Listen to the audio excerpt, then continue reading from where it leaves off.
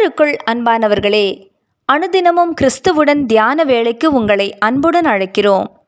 இன்றைய தியானத்திற்கான வேத வாசிப்பு மார்க்கு 5ஆம் அதிகாரம் வசனங்கள் 24 முதல் 34 வரை.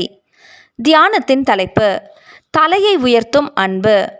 அவர் அவளை பார்த்து, மகளே, உன் விசுவாசம் உன்னை ரட்சித்தது, நீ சமாதானத்தோടെ போய் உன் வேதனை நீங்கி சுகமாயிரு என்றார். மார்க்கு 5ஆம் அதிகாரம் வசனம் 34. பல காரணங்களால் நமக்குள் எத்தனை பேர் வெட்கம், பயம், தாழ்வு மனப்பான்மை என்று பலவித உணர்வுகளுடன் இன்றும் போராடி கொண்டிருக்கிறோம்.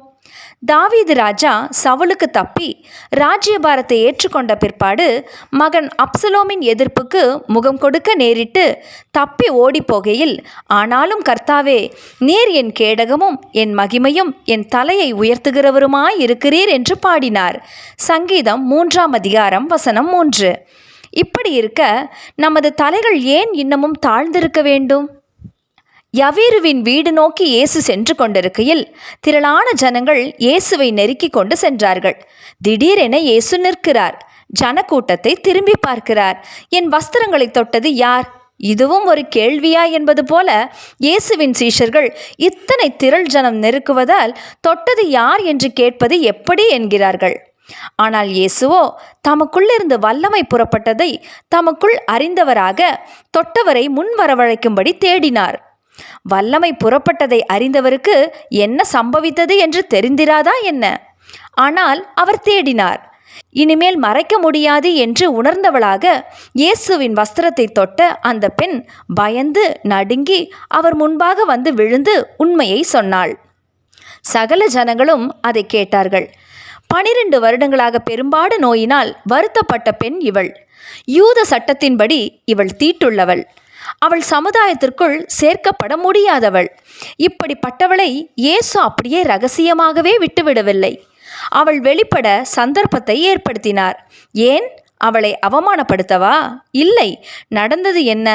இதுவரை தலை குனிந்து பிறர் முன்னிலையில் வரவும் முடியாதிருந்த அந்த பெண்ணின் தலையை இயேசு உயர்த்திவிட்டார்.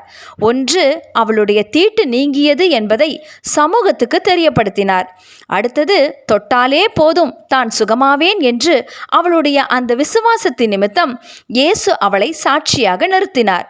அவளும் வேதனை நீங்கி தனது ரட்சிப்பையும் சமாதானத்தையும் பெற்றுக்கொண்டாள். அன்பானவர்களே, குனிந்திருக்கிற தலைகள் இன்று உயரட்டும். ஏனெனில் உயர்த்துகிறவர் உன்னதத்தில் உயர்ந்திருக்கிறவர். ஆகவே எந்த நிலைமையாயிருக்கட்டும், பயத்தை, வெட்கத்தை விட்டு தள்ளி இன்றே இயேசுவிடம் வருவோம். அவர் தாழ்ந்த தலைகளை உயர்த்துவார். அவர்கள் அவரை நோக்கி பார்த்து பிரகாசமடைந்தார்கள். அவர்கள் முகங்கள் வெட்கப்படவில்லை. சங்கீதம் 34ஆம் அதிகாரம் வசனம் 10. ஜெபம் செய்வோமா? அன்பின் தேவனே, வெளியே சொல்ல முடியாத வேதனையில் சிக்கி தவிக்கும் என் காரியங்களை மண்டை கொண்டு வருகிறேன். நீர் என்னை விடுவித்தருளும். ஆமேன்.